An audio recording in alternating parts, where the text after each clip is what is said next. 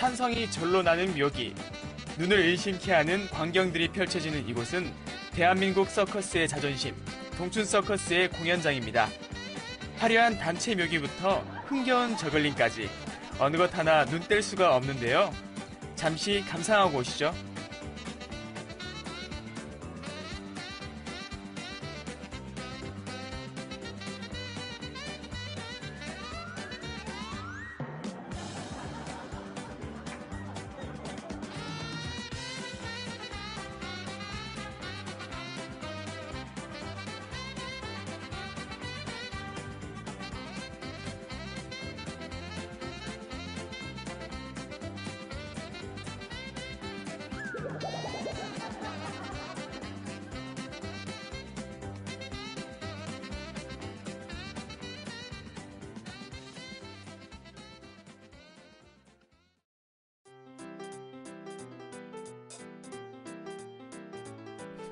바람직한 사회적 리더를 만나 그의 삶과 인생 철학을 들어보는 함께 가는 길. 오늘 함께 가는 길은 대한민국 공연 문화의 뿌리, 동춘 서커스를 이끌고 있는 박세환 대표를 만나봅니다.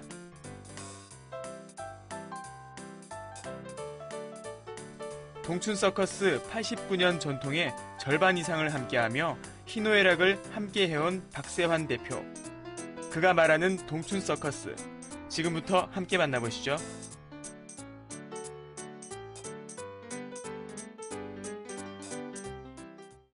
네, 박세환 대표님 안녕하세요. 예, 안녕하세요. 네, 먼저 저희 함께 가는 길 시청자 여러분께 인사 말씀 부탁드립니다. 예, 그 한국 여론 방송을 통해서 동춘 서커스 팬 여러분 그리고 또 한국 여론 방송국 시청자 여러분에게 동춘 서커스 단장 박세환 인사드리겠습니다. 감사합니다. 예. 네, 이 대표님이 이끌고 계시는 동춘 서커스 소개 좀 부탁드립니다. 네, 저희 동춘 서커스는 1925년 일제시대 민족의 문화를 말살할 때 유일하게 공연단을 만들어졌어요. 그래서 여기서 연극, 쇼, 서커스, 국악, 풍물 전체 하는 동춘 예술단, 우리나라 최초의 연극단 서커스단이라고 보면 됩니다. 다양한 장르의 예술들을 다 아울렀네요. 예. 우리나라 예술, 유명 예술인들 많이 배출돼 있죠. 예. 그 초창기의 서커스는 지금이랑 어떻게 달랐나요? 초창기에는 제가 1962년도에 동춘에 입단했어요. 지금부터 그러니까 약 50년 전에. 네. 그때는 이제 처음에 개막이 되면은 마술, 그 다음에 서커스, 그 다음에 이제 9시에서 10시 정도에 연극, 심파, 그 다음에 이제 쇼. 한 3시간 프로인데 대중예술 전체를 안고 갔죠. 재밌었어요, 그때는. 그 동춘 서커스와는 언제 또 어떻게 인연을 맺게 되신 건가요? 예, 그거 참 기막힌 옛날 생각나는데 제가 그 학교 다닐 때 좀 음악 공부를 좀 했어요. 그래서 가수가 되기 위해서 여러 군데 문을 두드렸는데 1962년도에 동춘 서커스단에 입단했어요. 그때 당시에 공부를 할 때가 뭐 연극 영화과도 마땅치 않았고 또 학원도 없고 뭐 극장도 없을 때니까 그래서 서커스단 15개가 우리나라 대중예술을 이끌어왔어요. 그래서 그 중에 가장 이제 규모가 큰 동춘 서커스단에 입단해서 이제 가수와 배우가 된다고 입단한 게 현재까지 50년 동안 몸담아 왔어요. 어릴 때부터 끼가 많으셨나 봐요. 끼는 전혀 없었어요. 예, 그런데 한 가지를 시작하면 그 끝까지 가는 고집은 좀 있었어요. 저희 할아버지 같은 경우는 그 육당 최남선 씨, 그 다음에 또 경주 교천 최부자라고 있습니다. 최준 씨. 그런 분들하다 교우가 아주 유명한 분이에요. 모대학 이사고, 2대 국회의원도 하셨고, 아주 훌륭한 집안에 종가의 종손이에요, 내가. 큰 집이 큰아들인데, 어찌하다가 이 예술계통에 발을 띠대 나와서, 옛날에는 뭐, 화가나 뭐 모두 다 쟁이라 그랬잖아요. 특히 서커스단 배우는 뭐 인간 이하의 인간 완전히 버려놓은 자식같이 그렇게 생각했죠. 반대가 네, 심하셨겠네요. 심했죠. 예. 어떻게 집안 어른들 마음을 돌리셨나요? 돌린 역사는 없어요. 없고 이제 고등학교를 졸업하고 가수가 되겠다 꿈을 가지고 여러 군데 이제 수소문 한번 다녔는데 동춘 서커스단 입단해서 그냥 뭐 연락 없이 쉽게 말해서 가출했죠. 연락 없이 공부를 했는데 한 10년 후에 이제 가서 알게 됐죠. 그때 뭐 집안에서 뭐 호적 팔아먹고 난리 났었어요. 그만큼 이 서커스가 좋으셨던 거잖아요. 예. 어떤 부분에서 그렇게 매력을 느끼셨나요? 예, 저도 그 이제 연극도 하고 배우도 제가 원래 그 연극 배우예요. 사회, 코미디, 노래, 원맨쇼 다 했어요. 근데 서커스가 가장 매력 있는 건 첫째 남녀노소 지휘고와 외국인도 볼 수 있고 정말 대중예술 중에 가장 대중적인 예술이다 이 말. 이건 무조건 된다. 그때 내가 서커스단에 입단했을 때 1960년대에 전성기인데 대단했어요. 가는 데마다 인산이 이내고. 예. 그때는 이제 TV도 없고요. 네. 딱히 이게 즐길 거리가 없던 시절이어서 서커스의 인기가 정말 어마어마했었을 것 같아요. 예, 뭐 가는 데마다 그 도시가 축제고 만남의 장이 되고 아침에 그 공연 시작하려고 뭐 그저 줄로 쫙 서 있고 이랬었어요.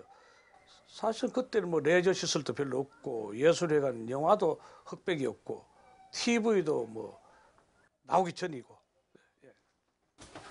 그 어떤 직업이든지 마찬가지겠지만 처음에 이제 시작하는 과정이 굉장히 좀 길잖아요. 예. 이 서커스도 마찬가지라고 들었는데 예. 그 수련을 하는 기간에는 어떤 일을 하셨나요?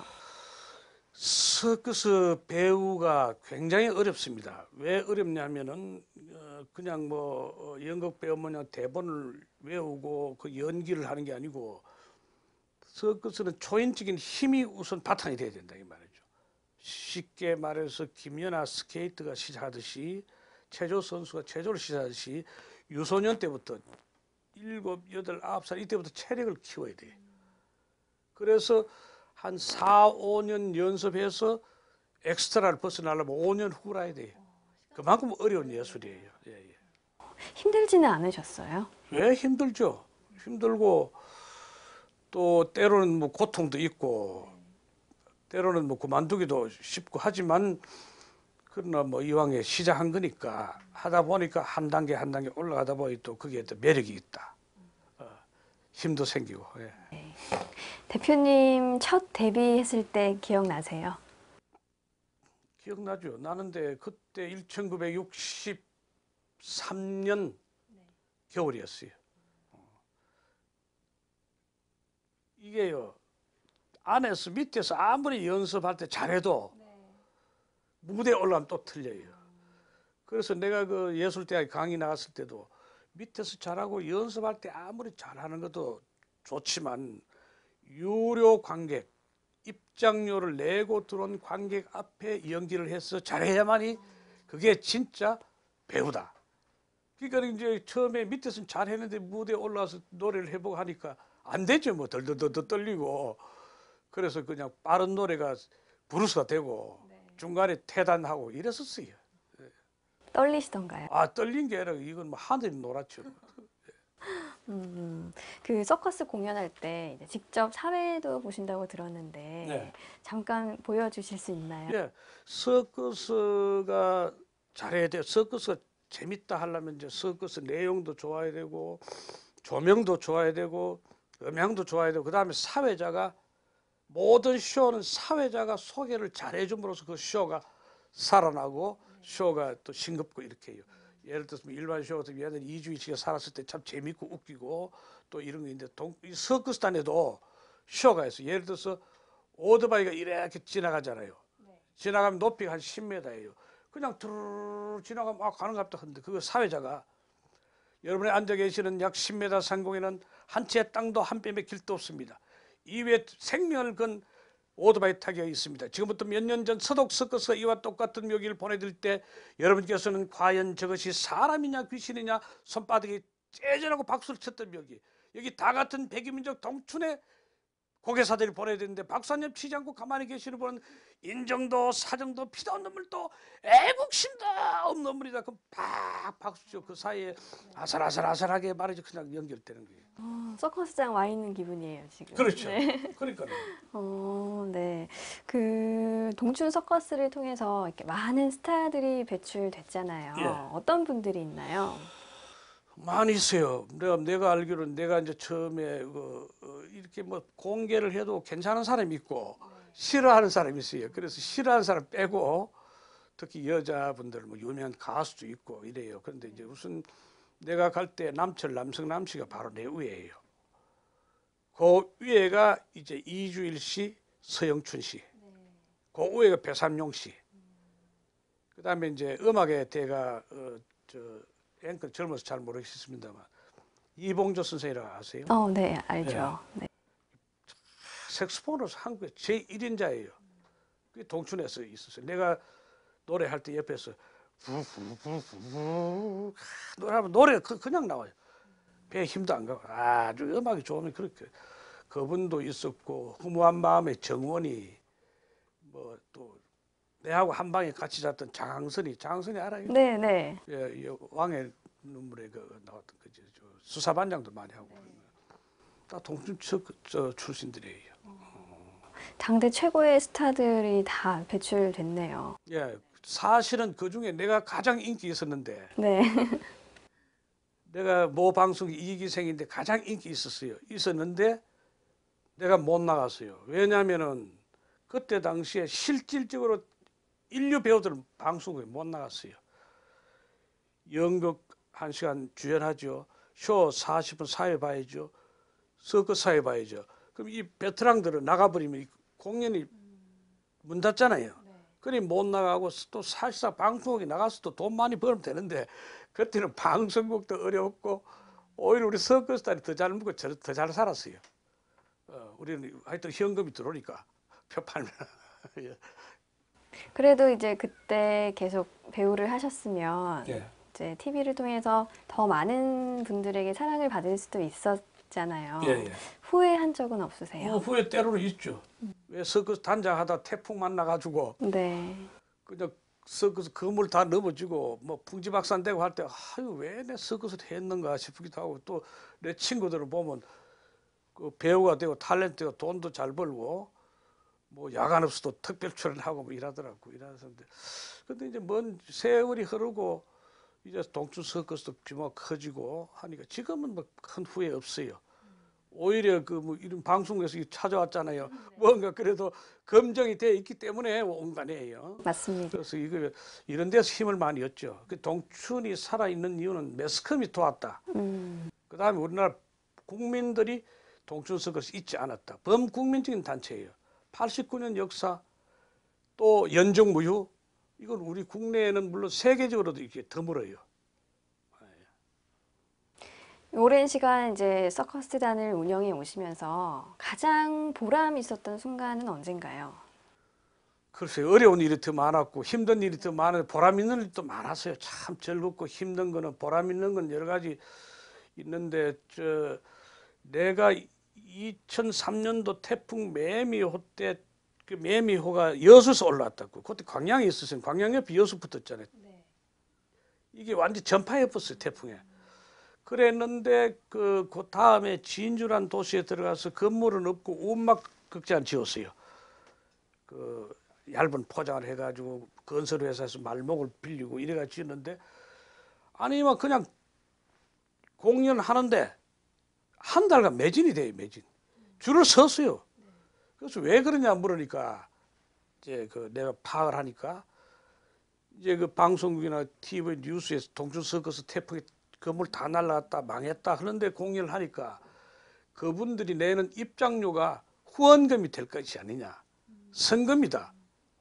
이렇게 막상 와보니까 돈 많은 정도로 보고 이런 좋은 구경 볼 수도 없잖아요. 네. 근데 그게 연결이 돼가지고 참 우리나라 국민들이 고마워요. 그래서 그게 그때 그 돈을 벌어서 지금 현재 우리가 대부도에 공연하고 있는데 최신 극장을 지었죠.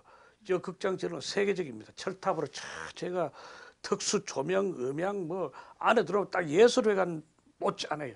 지금부터 그렇게 수준 높게 공연 안 하면 관객이 인정을 안 하니까 따라갈 수밖에 없죠.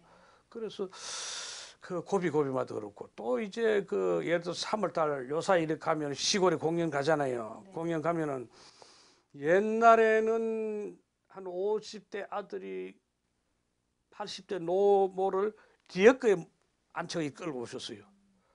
그 다음에 또 경운기 오셔다가 이제 세월이 흘러서 요새 봉고차가 지하게 많아요. 시골에도 타고 오셔가지고 손자하고 백발 부모하고 같이 앉아서 박수치고 공연 봤을 때, 야, 이런 공연은 어디에 가도 이런 공연은 이런 사람들이 와서 즐길 수 있나? 어떤 공연을? 그래서 꼭 해야 되겠다 이런. 그다음 뭐 여러 가지가 많아요. 특히 뭐 최근에는 2009년도에 신종블루 때 6개월간 사람 못 모이게 매스컴이 했잖아요. 뭐 손 씻거나 사람 모이지 말할 때 6개월간 공연이 안 돼요. 단원은 45명인데 관객은 10명도 안 돼요. 그래 그 해체 위기를 했죠. 해체 선언했어요. 그래 해체 선언했는데 온 나라 뭐 국민들이 야단 났죠. 야단은 뭐 매스컴이나 내 인터넷 그나 또 홈페이지에 보면 그냥 뭐 이제 장관 그만두세요 한마디 하는데 유인촌 씨가 장관할 때거든. 그 유인촌이 무인촌 될래. 4대강 파지 말고 전통 살려라. 아주 심각했어요. 그래가지고 12월 달에 도저히 안 돼요. 다시 공연을 시작했어요. 했는데 또 사람이 또 줄었어요. 보니까 그분들은 국가에서도 지원 안 하고 우리 관객도 공연을 안 봐주니까 동춘이 어려운 거 아니냐. 이제 신정부를 끝나서 이리로 가자. 이래가지고 참 그 굽이 맞다.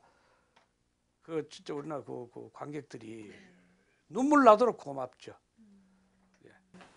많은 사람들한테 사랑을 받고 있었네요. 예. 네.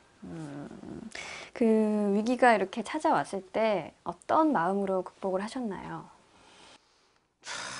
그 심정은 말로서 표현 안 돼요. 왜냐하면은 40명 단원을 보낸다. 가거라. 해진다. 그 다음에 역사도 정리가 80년 넘어 역사를 꾸준히 해왔던 게 그 신정부의 그 6개월간 문을 닫았을 때 그 뭐 피를 토한다 해도 그런 표현이 안 돼요.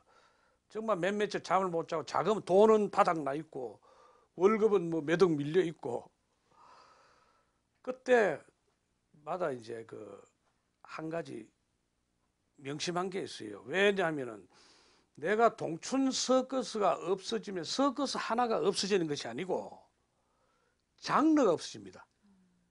연극, 뮤지컬, 뭐 서커스, 영화 이게 있는데 서커스란 장르가 없어지잖아요. 이게 우리나라와 적대 관계 북한도 세계 10위 안에 들어가 있고 태양의 서커스가 공연을 하고 세계 서커스가 활성화하고 있는데 우리나라만 유일하게 하나 있는 게 없으면 장르를 보존해야 안 되겠느냐. 이런 사명감 때문에 몸부림치다 보니까 국민들도 도와주고 또 그때마다 또 위기 때마다 뭔가 또 그 운이 좀 있었어요. 살아나더라고요. 지금 이제 동춘 서커스가 거의 이제 국내 유일한 서커스 단이잖아요. 네. 이제 홀로 이제 꿋꿋이 명맥을 이어가고 계신데 외롭지는 않으세요? 그렇다고 봐야죠. 외롭지만은 항상 조심하죠. 불안하죠.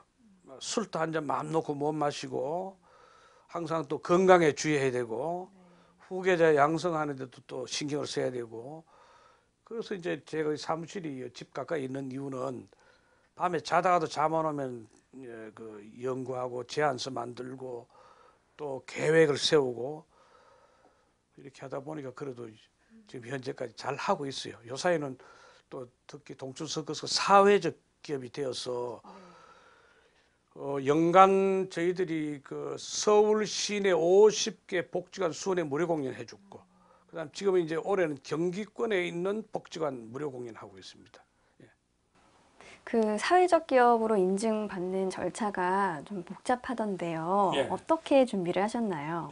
사회적 기업, 특히 그 예술인들의 사회적 기업은 정말 낙타가 바늘구멍 들어가는 셈이 돼요. 왜 그러냐면은 사회적 기업이란 건 저 가능성, 지속성, 발전성 이게 연결이 돼야 되거든요. 이게 우리 공연단들 보통 보면은 뭐 저 대본 하나 만들고 캐스팅하고 연습해가지고 공연하고 한 3, 4개월 하다도 해보니까 그 일자리 창출이 안 되잖아요. 일자리 창출을 시켜야 되는데 다행히 동춘 서커스는 다 가지고 있어요.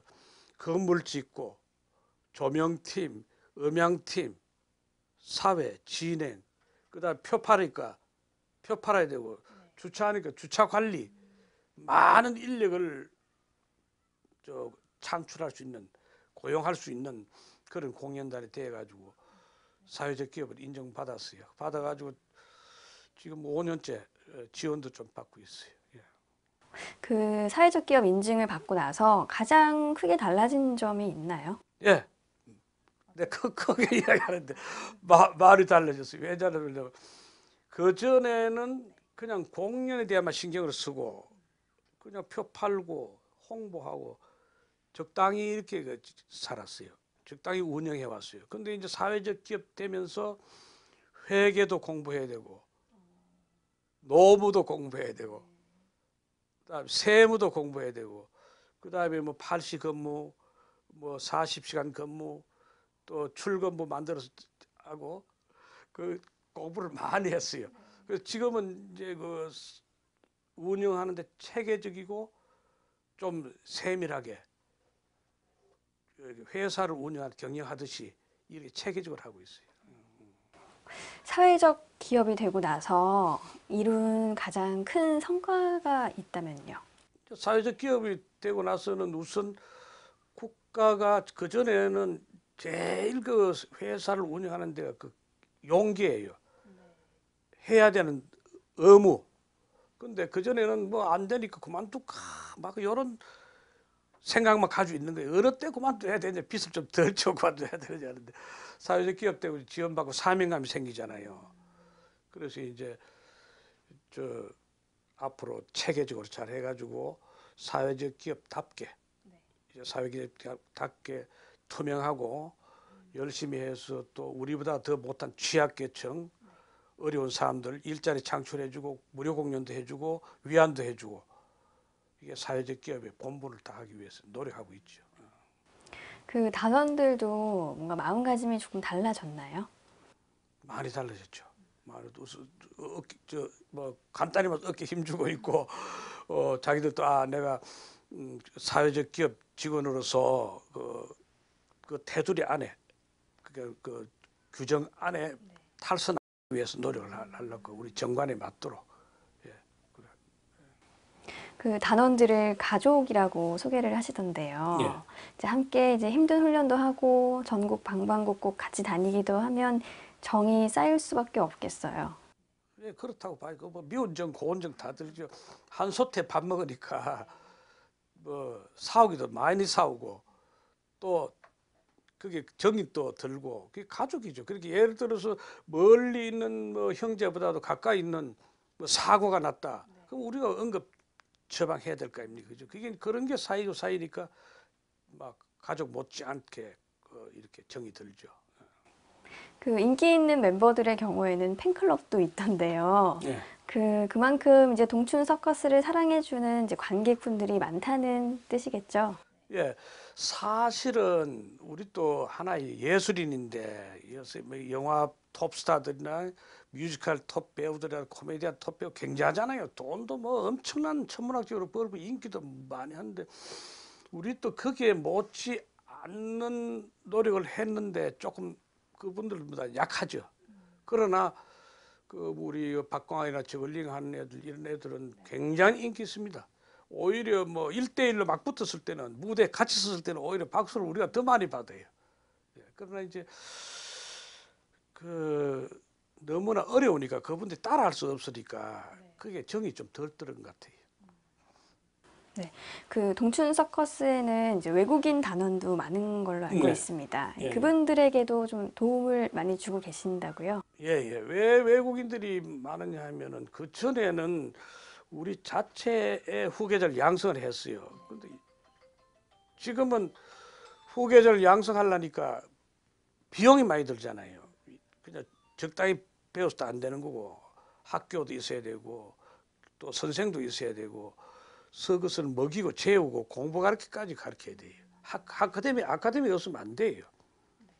그래서 이제 지금 현재 어린 그 한 15세에서 20세의 여러 후계자가 지금 작아요.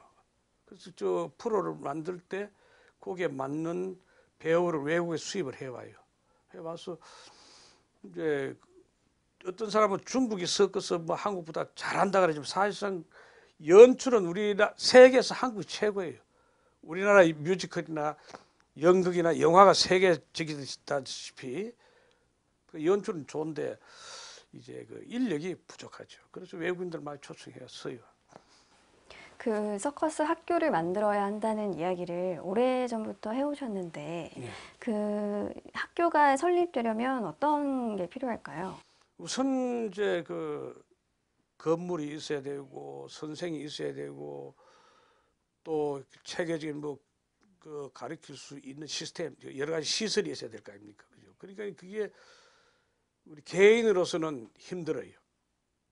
중국 같은 나라에서는 서커스 학교가 300개고 평양이 4개, 일본이 5개, 예, 러시아는 한 80개 되고요. 우리나라만 없어요.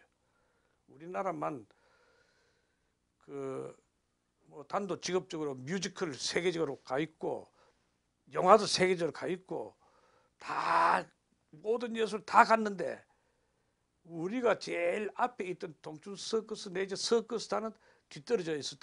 거꾸로 뒤로 가고 있어요.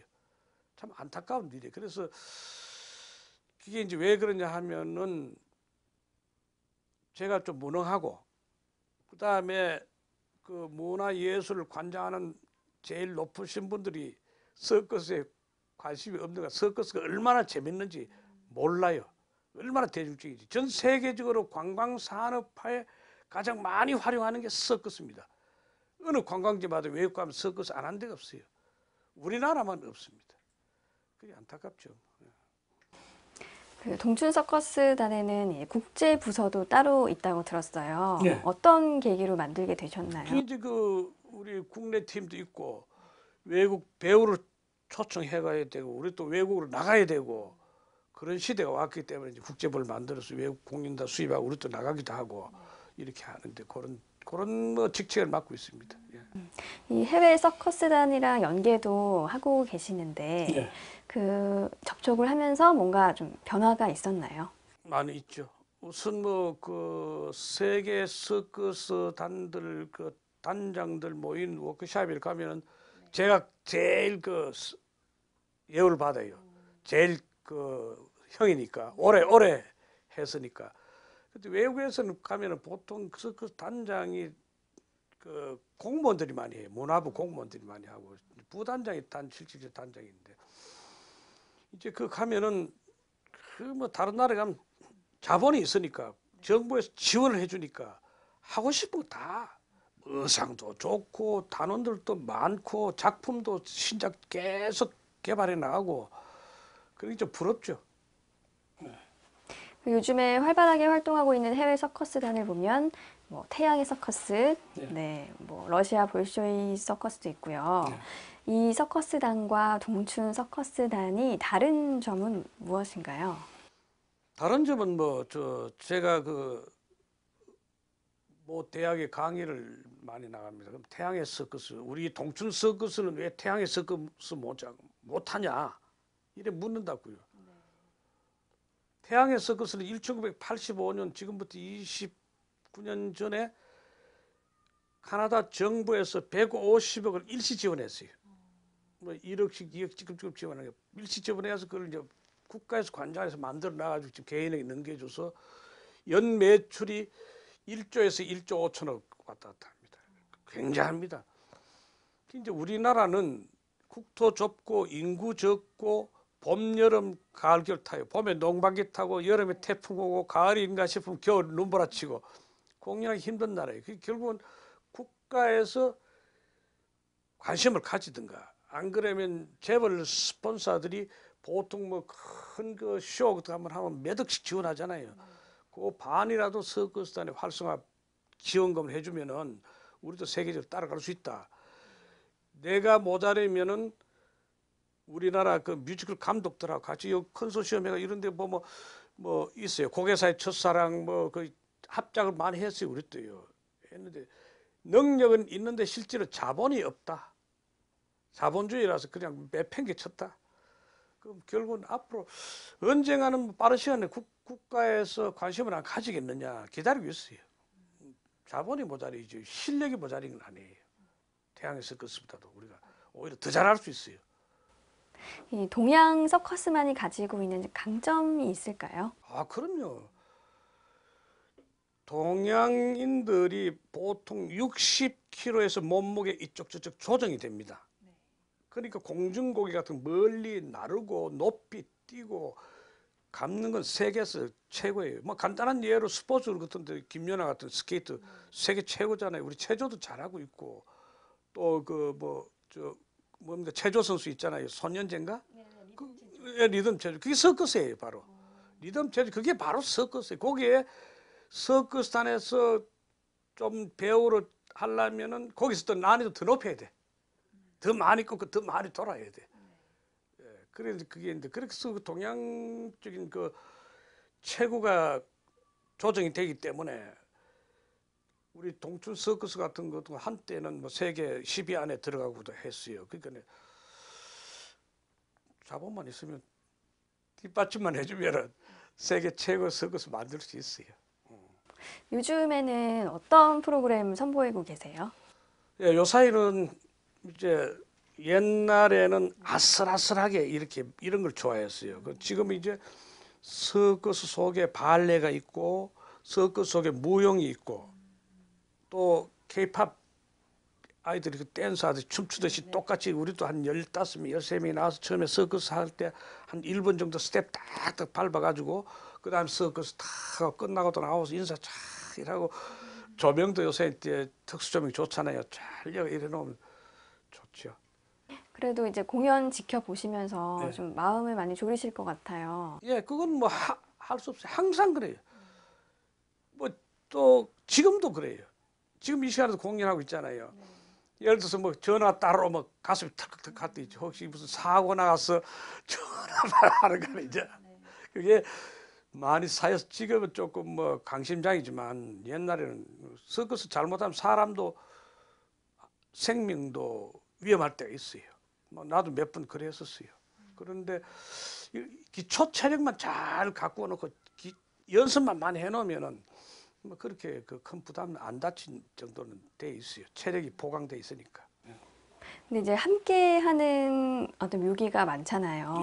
그러면 호흡을 좀 잘 맞춰야겠어요. 예, 그게 시간 많이 걸려요. K-팝이 뭐 보통 노래 한 곡에 뭐 2년씩 연습하죠. 우리는 그래 못하고 하나의 절목에 K-팝에 한 2, 3분 정도 춤을 추려면 한 달은 연습해야 됩니다. 안무하는 분 불러서 모셔가지고 무용하시는 분 가르치고. 요즘 젊은 분들이 이제 서커스에 대해서 좀 관심이 많나요? 아, 많아요. 옛날에는 서커스 하면은 노인들, 어른들이 보는 거다 이렇게 생각하잖아요. 근데 지금은 그때는 뭐 그 서커스가 변두리에서 했고 지금 우리가 대부도에서 공연을 하고 있는데 이제 그 소셜 커머스 있잖아요. 그런 데서 이제 그 발액 판매도 하고 인터넷 판매도 막 하니까 젊은 사람들이 많이 들어와요. 그럼 막상 와서 보니까 뭐 뮤지컬 세대고 뭐 연극도 좋아하고 무용도 좋아하지만 와서 보니까 10,000원 정도의 가격으로서 3, 40이 움직이고 이렇게 움직이니까 가족적으로 볼 수 있는 건 진짜 이거다. 그래서 본 사람이 선전하고 본 사람이 선전해서 우리가 3년간 그 자리에 공연해도 손님이 안 끊겨요. 이제 학생들에게 좋은 거는 민첩성, 대담성, 그다음에 이건 체력을 보강해야 돼. 체력에 대한 관심. 그다음에 예술 이게 다 포함되어 있어요. 여자분들이 와서 많이 고마워하죠. 때로는 인터넷 보면 우리 홈페이지 보면 고맙다 근데 왜 고맙냐니까 시골에서 시부모들이 오셨는데 서울 근교에 갈 데가 없어요. 어디에 가야 가장 좋겠나 하다 보니까 인터넷 뒤져보면 동춘 서커스가 있다. 서커스도 보고 바다도 보고 야 정말 재밌게 놀았다고 고맙다고. 그렇다고 우리 돈을 입장료를 많이 받는 거 아니잖아요. 그러니까 예.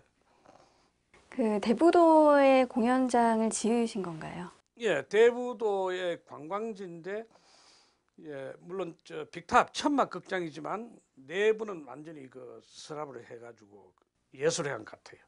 그 특수 조명도 다 있고 지금 여기 저 창고에 보면 아까 그 응접실에 많이 사이에 그게 다 특수 조명들이에요. 조명 넣고 뭐 오랜 경험에 의해서 이 정도면은 어느 나라 어느 서커스에 가도 안 뒤떨어진다. 때로는 뭐 태양의 서커스하고 도전한다. 오히려 태양의 서커스보다 잘하는 것도 있어요. 예. 자신 있어요, 그거는. 예. 동춘 서커스만의 경쟁력이 있다면 어떤 네. 게 있을까요? 우선 뭐 인지도가 있고 89년 역사라는 건 하루아침에 이루어지는 게 아니니까 인지도가 있고 믿고 찾아와서 와 보니까 내용이 좋고 그럼 우리 같은 경우는 지금 뭐 저글링 하는 박광환 같은 건 이거 뭐 저 그 메달도 따고 이건 뭐 무조건 세계 1위예요. 왜냐하면 서커스는 외부에서 행위를 하기 때문에 비교가 되잖아요. 텔레비도 받고 실제로 또 받고 외국 가서도 받고 동춘서도 받고 비교가 되니까 이거 속일 수가 없는 거잖아요. 확실히 잘하는 게 있어요. 왜냐하면 그 우리나라 국민들이 강하잖아요. 또 인내력도 있고. 네. 참 오랫동안 공연을 해오시면서 많은 관객들을 보셨을 텐데요. 네. 가장 기억에 남는 팬 있으신가요? 글쎄 뭐 여러 가지 기억에 있는 팬도 있고 뭐 있는데 아까도 이야기했다시피 그 신종블루 때 8월 달부터 시작해서 신종블루 12월 달까지 됐어요. 그래서 그만두었다가 12월 19일 날 김포 시민체육관에 빌렸어요. 근데 문을 오픈을 하는데 당일 날 또 12월 19일 날 눈이 무렵까지 왔어요. 이 또 이제 완전히 이제 망했다.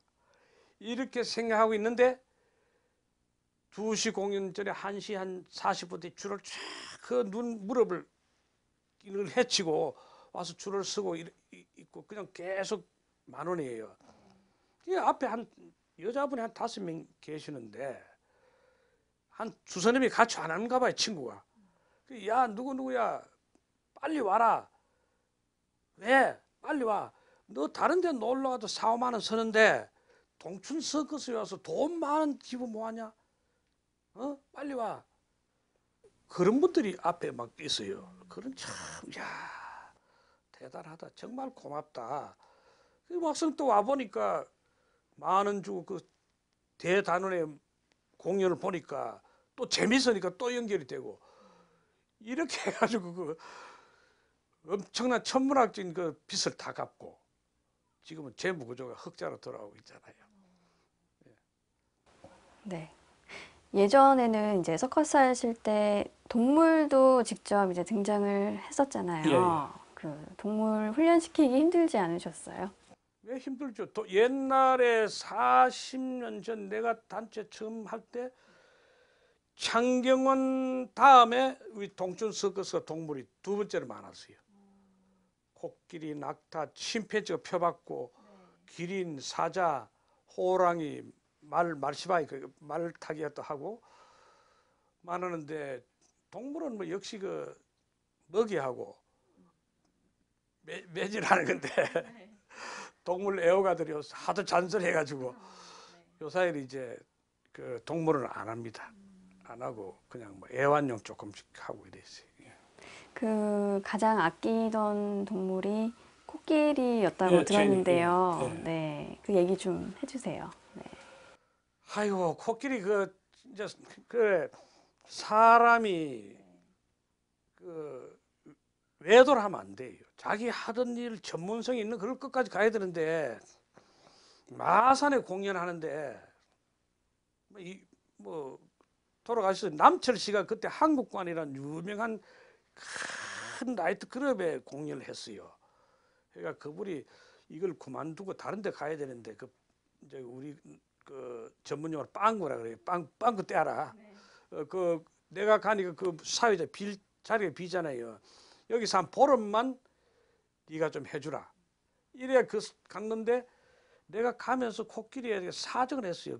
저 코끼리 사육한 사람한테 아무리 사육한 사람이 잘하는데 주인만큼 못하더라고요. 했는데 코끼리가 겨울이니까 바닥에 볏짚을 깔아주잖아요. 볏짚을 깔아주는데 조금씩 깔아주고 그 깔아준 볏짚을 낮에 또 다시 말러서 다시 깔아야 돼. 그래야 자기 그 오줌산 냄새 난 건 절대 안 먹어요. 그래야 되는데 그걸 안 해도 그냥 나는 집독을 저 옆에 놔두는데 코끼리 발을 풀 그거 다 먹어버렸어요. 그 볏짚에 파라치온이 쳐져 있잖아요. 농약이 쳐져 있잖아요. 그걸 먹고 그냥 이래 쓰러져 있어요. 쓰러져 있는데 그거를 비행기 타고 내려와서 그냥 막 단 걸 먹이고 다른 사람 근방에 못 가니까 수의사도 근방에 못 가니까 처방을 맞는데 아무도 몰라요. 수의사도 모르고 뭐 동물원에 모 동물원 또 저 지방 동물원 뭐 그 동물 사육사나 그 의사한테 이야기해도 몰라요. 코끼리 어떻게 되는지 뭐 링겔을 얼마나 맞아요. 그래서 서울대학 수의과에다 부탁해서 미국에서 처방을 왔는데 사람이 20배를 맞춰야 돼요. 링겔을 해독을 하는데 무릎에 맞추고 뭐 귀에 꼽고 이제 혈관이 다 꼽았는데 결국은 뭐 그 한 달간 치료비만 몇 천만 원 소모하고 죽었죠. 죽었는데 그걸 묻었어요. 묻었는데 도저히 뭐 눈이 감을거려서 안 돼. 다시 팠어요.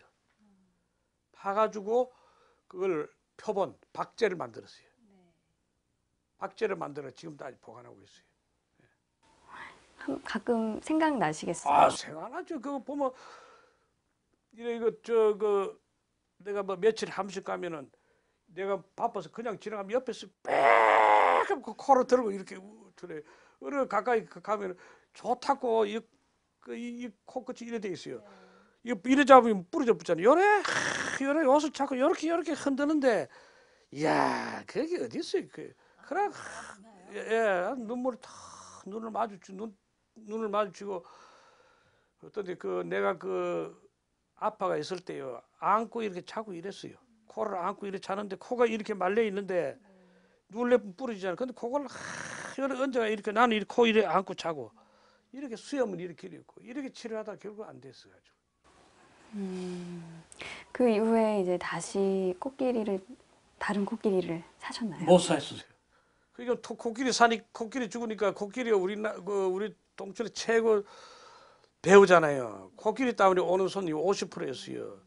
그러니까는 뭐 다른데 이제 동촌 썩어서 망했다. 뭐 숭숭숭숭 하죠. 그래서 이제 돈도 없지만은 이제 거짓말로 동물에다 국제 동물 무역상에 있어 거기다 전해 야 코끼리 얼마입니까 하나 삽시다 그거 뭐 이래 사는 체 하고 다른 데좀 다치고 내일 한 5개월 후에 온다 6개월 후에 온다 이렇게 가지고 다른 프로를 이제 또 그 대작 프로를 만들었죠. 그래 돈은 많이 들어가고 코끼리 돈 줄라 소리도 안 하고 뭐 참 좋았는데 그때부터 힘들었죠. 예. 코끼리 비쌉니다. 엄청나게 비싸. 네. 이 서커스를 이제 서커스에만 한정 짓지 않으시고 예. 뮤지컬이나 오페라와 같은 다른 장르의 예술들과 이제 예. 복합을 하시겠다는 계획을 말씀을 하셨는데 예. 이를 위해서 어떤 노력을 하고 계신가요? 예. 그래서 지금 제가 그 예술대학에서 한 7년 강의를 하는데 우리 과 학생들하고 같이 작품 클럽 오베론 섹스피어 작품하고 서커스 해봤고 그다음 고개사의 첫사랑 그것도 이제 서커스 했고 최근에는 이제 태양의 서커스 벤치마킹해서 우리나라 작품에 이제 견우직녀 류홍길동 그러니까 이제 서커스 속에 홍길동이 나오고 탄관오리가 나오고 막 날라다니고 화살도 쏘고 그 이제 그 홍길동이 사또에 뭐 그 물론 훔쳐가지고 나눠주기도 하고 그 우리 서커스에 맞아요. 그래서 내가 뉴 홍길동 작품은 2013년도에 전국 그 예술관 투어 공연에서 굉장히 성공을 했어요. 지금도 우리도 이제 거기에는 보면 연극이 있고 코미디가 들어가고 무용이 들어가고 서커스가 기본 한 60% 차지하고 그렇게 하는 게 뮤지컬 서커스. 예. 그 보통 서커스 하면 이제 되게 고난도의 어떤 묘기를 떠올리는 분들이 많으실 텐데 예. 그 안에 또 스토리를 넣을 수 있는 거군요. 그렇죠. 스토리를 넣어가지고 이제 그 서커스 속에 예를 들어서 뭐 큰 장비가 있는데 보통 때는 준비하는데 한 1, 2분 소요하잖아요. 네. 그 사이에 이제 단막극이 들어가는 거예요. 예. 태양의 서커스도 더 재밌어요. 태양의 서커스는 뭐 내 나무 작품 무시하는 건 아니지만 내가 많이 봤잖아요. 10번도 더 봤어요. 봤는데 너무 그 브랜드 가치와 입장 요금에 20만 원, 한국에 와서 20만 원 했거든. 그 비용에 비해서 내용이 좀 약하다. 막 단도 직업적으로 바로 이야기하면 좀 사기성이 좀 있지 않나. 이렇게 했어요. 우리 입장료 10,000원, 15,000원 받고 40명 움직이는데 그러니까 안 맞잖아요. 이게. 상대적으로 좀 굉장히 생각보다 저렴한데 예. 수익이 발생을 하나요? 수익이 그게 지금 옛날 그 우리 그 영업팀하고 싸워요. 지금 요새 영화도 10,000원씩 하고 연극도 3, 4만 원, 뮤지컬이 10만 원 하는 시대인데 왜 서커스 10,000원, 11,000원 하느냐. 나는 그래요. 왜냐면 서커스 손님은 뮤지컬은 뭐 연인들끼리 둘이 가잖아요. 서커스는 남녀, 할아버지, 할머니, 손자 다 같이 오잖아요. 그럼 그 전체 모아서 부담이 된다. 그 다음에 두 번째는 이 동춘 서커스가 살아있는 건 우리나라 관객들이 살린 거다. 우리나라 국민들이 살린 거지 않냐. 그래서 또 사니까 많이 와요. 그러니까 머리 숫자는 관객 돈 숫자는 우리나라 공연단 중에 1위예요. 네, 무조건 1위입니다. 돈은 부가가치는 별로 안 생기지만. 그 이제 대학 강단에도 서신다고 말씀하셨는데 학생들한테는 어떤 걸 가르치고 계세요? 네. 저는 어차피 서커스니까 대중예술의 역사도 좀 이야기하고 그 다음에 이제 무용 전통 연희하고 무용과하고 요새는 연극에도 서커스가 들어가야 됩니다. 민첩성이 있어야 되니까 또 와이어 액션 해서 공중에 막 날라야 되니까 뮤지컬에 들어가야 되고 그 다음에 무용에도 아크로바틱이 들어가야 돼요. 그러면 중간에 박수를 더 많이 받아요. 그래서 그 참 제 강의할 때 27명이 그 정원인데 보통 한 50명씩 왔었어요. 관심이 많네요, 학생들이. 네, 많죠. 우선 인체 예술이니까 자기도 뭐 그 덤블링도 가르치고 뭐 외발 자전거도 가르치고 거넷다는 것도 가르치고 그랬죠. 예. 말씀을 듣고 보니까 이제 서커스가 한국 대중예술의 뿌리 역할을 했다고 볼 수도 있을 것 같아요. 예, 예. 네. 그 틀림없어요. 내가 동춘 서커스를 인수를 할 때 그런 생각을 했어요. 국악을 조명을 해도 동춘 서커스 밑으로 가야 돼요. 지나가야 돼요. 연극도 그렇고 무용도 그렇고 음악도 그렇고 뭐 악사들도 그렇고 동춘 서커스를 지나 안 가면 뿌리가 안 나와요. 남사당서부터 올라와서 동춘 서커스가 중간에 딱 자리 잡고 거기에서 옛날에 연극 서커스 소재가 작아서 연극 해야 되고 심파 그다음에 쇼도 해야 되고 외국에서 뭐 캉캉 춤이다 뭐 차차차 춤이다 먼저 오면 우리가 다른 데 어디 할 데 없잖아요. 그럼 동춘 서커스단에서 그걸 모방하고 배워서 연출을 했으니까요.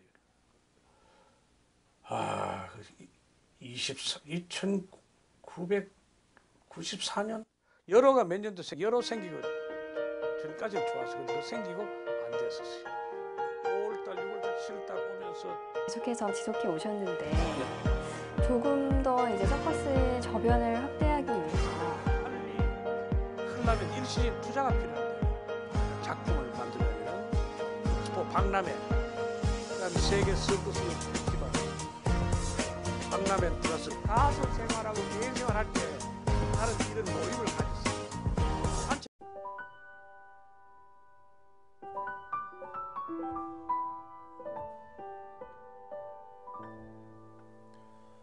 감기가 언젠간 낫듯이 열이 나면 언젠간 식듯이 감기처럼 춥고 열이 나는 내가 언젠간 날 거라 믿는다.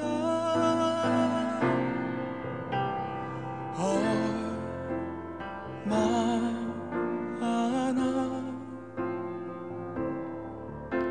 아프고 아파야 끝이 날까. 얼마나 힘들고 얼마나 울어야 내가 다시 웃을 수 있어.